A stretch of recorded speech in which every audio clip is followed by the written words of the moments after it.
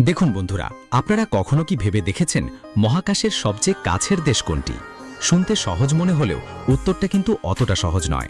আমরা জানি পৃথিবীর সর্বোচ্চ বিন্দু হল মাউন্ট এভারেস্ট, যা সমুদ্রপৃষ্ঠ থেকে প্রায় ৯,০০০ মিটার উঁচুতে।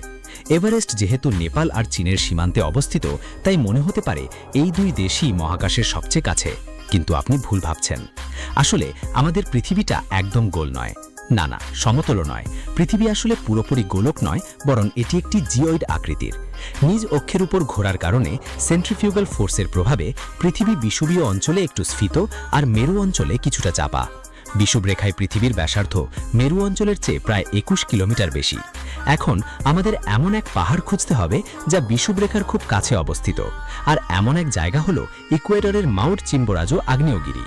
সমুদ্রপৃষ্ঠ থেকে এর উচ্চতা ৬,০০০ মিটারের কিছু বেশি হলেও পৃথিবীর কেন্দ্র থেকে হিসাব করলে দেখা যায় এটি এভারেস্টের তুলনায় মহাকাশের প্রায় ২ কিলোমিটার বেশি কাছে।